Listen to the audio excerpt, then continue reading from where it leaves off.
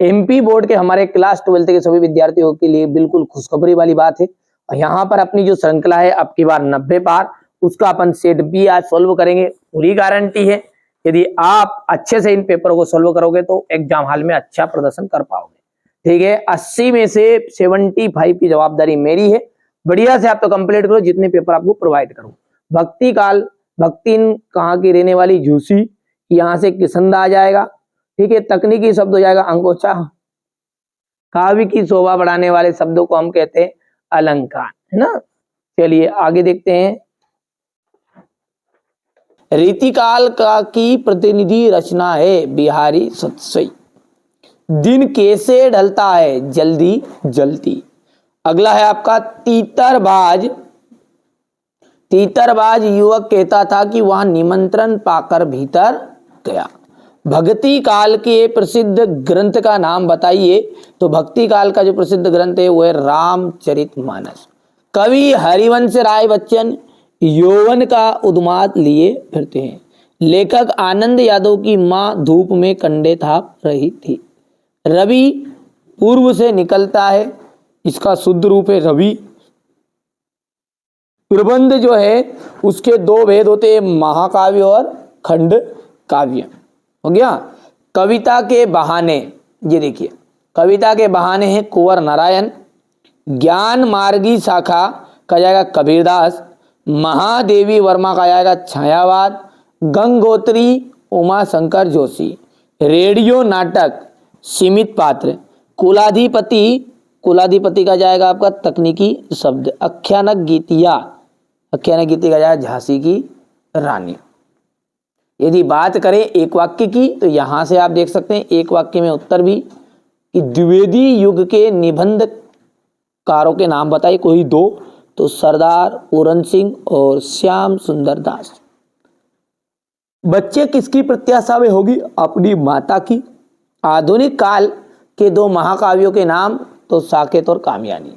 और विपर्यार्थक युग्म शब्द युग्म का कोई एक उदाहरण देना आपको आकाश पाताल।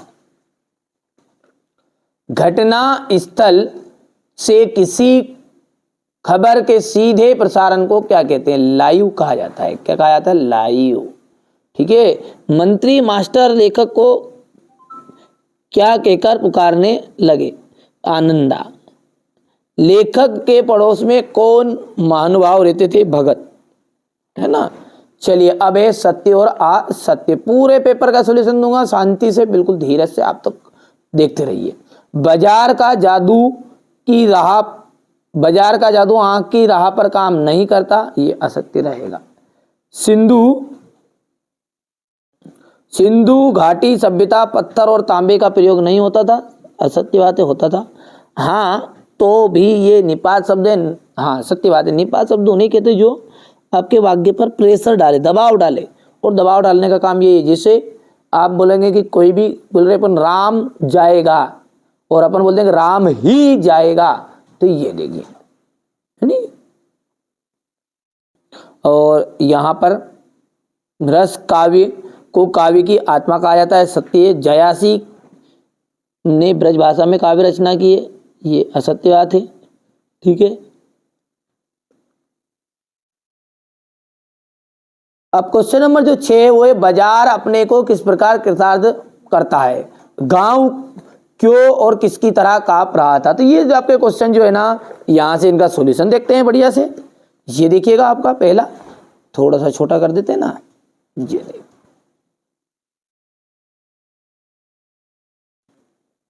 बाजार अपने को किस प्रकार कृतार्थ करता है। ठीक है, तो बाजार अपनी आवश्यकताओं को समय पर पूरा करने के लिए अपने को कृतार्थ करता है। गांव क्यों और किसकी तरह कांप रहा था। जाड़ों की ठंडी अमावस्या की काली रात में मलेरिया और हैजे से पीड़ित होने के कारण गांव भरियात शिशु की तरह कांप रहा था। राजा के द्वारा कुश्ती लड़ने की आज्ञा मिलते ही दर्शक क्या करने लगे। तो राजा के द्वारा कुश्ती लड़ने की आज्ञा मिलते ही बाजे बजने लगे। दर्शकों में फिर उत्तेजना फैल गई, कोलाहल बढ़ गया। मेले के दुकान बंद करके दौड़े दौड़े चांद सिंह की जोड़ी, है नी, चांद की कुश्ती हो रही है, इनको देखने आ गए है ना। चलिए तो आगे है, लुट्टन अपने परिवार का पालन भरण पोषण कैसे करता था। तो लुट्टन गांव के लोगों को ढोलक बजाकर पहलवानी सिखाता था तथा दोनों बेटे मजदूरी करके जो कुछ लाते थे उसी से अपने परिवार का भरण पोषण करता था। भक्ति ने लेखिका से कब और क्या प्रार्थना की।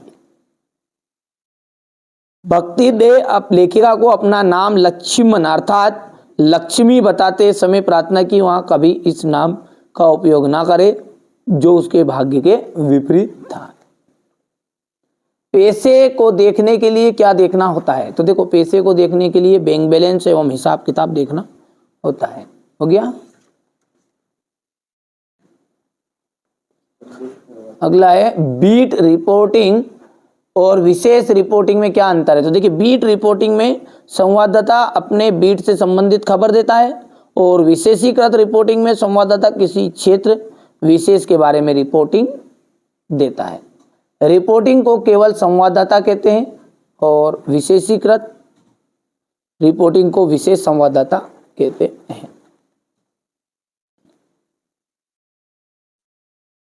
अच्छे लेखन की मुख्य विशेषताएं।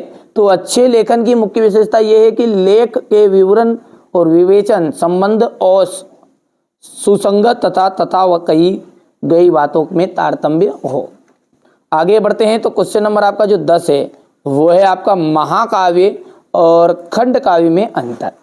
यहां से आप देख सकते हैं बढ़िया से, है ना। हो गया।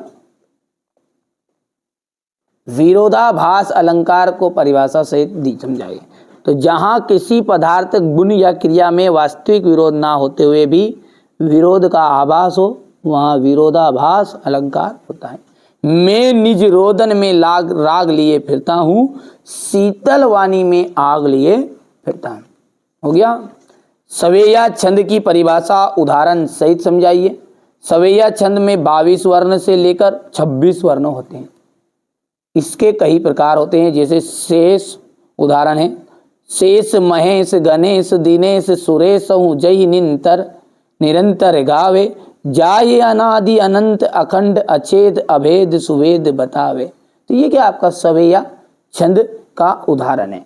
ठीक है। और सवैया छंद का एक और उदाहरण यहाँ पर बहुत ही बेहतरीन मैं आपको बता रहा हूँ, आप कंप्लीट करिएगा। ठीक है। ये देखिए कंप्लीट कर लेना आप तो इसको। तो ये भी सिंपल ही है ना। ठीक है। यदि आपसे कोई, हाँ चलिए अगला बढ़ते हैं। अभिधा शब्द शक्ति की परिभाषा हो गई है और शब्द युग्म किसे कहते हैं उदाहरण सही समझाइए।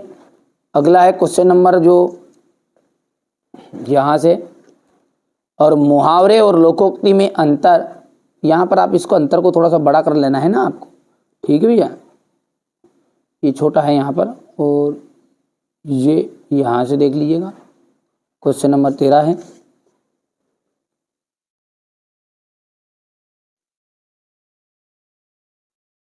हो गया। ये क्वेश्चन नंबर 14,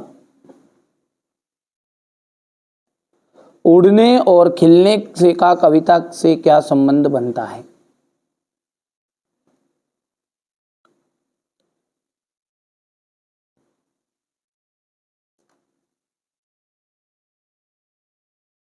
ये क्वेश्चन नंबर आपका 16 है और ये है आपका पठित गद्यांश से इस क्वेश्चन नंबर 16 में। इस तरह से सावधान मनुष्य यदि विज्ञान है तो तलवार। ठीक है। यहाँ से देख लीजिएगा। उत्तर है फूल और कांटे में कसे कवि का क्या तात्पर्य है, तो लाभ हानि। चलिए आप पहले थोड़ा सा इसका स्क्रीनशॉट ले लो प्रश्न का, ताकि आपको अच्छे समझ में आएगा कि ये क्या चीज़ है ना।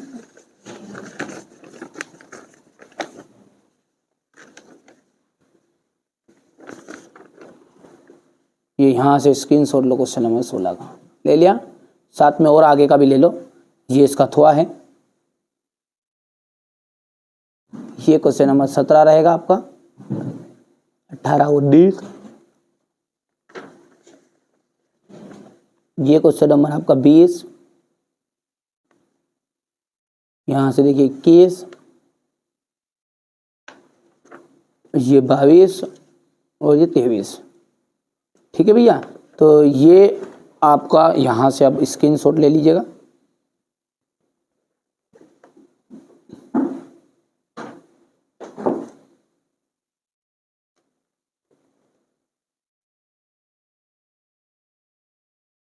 हो गया इतना। अगला देखिए, रघुवीर सहाय का जो जीवन परिचय वो देख लीजिए, इस तरह का है। यहाँ से आपके एमपी बोर्ड में ये नीचे पूछता है, केवल रचनाओं से पूछता है, तो यहाँ से आप चाहे तो यहाँ से कंपेयर करना। ये रघुवीर सहाय का है ना। और ये भाव पक्ष इस तरह से हेडिंग में डालना, बच्चों ने नोट से तैयार की, उसमें गड़बड़ कर दिया, जिससे आपको पता ही है यहाँ से लिखना है। ठीक है, 10th क्लास में सबको नॉलेज है, वैसे कोई दिक्कत नहीं है, ये 10th क्लास में नॉलेज आ गया था। ठीक है, ये कला पक्ष है।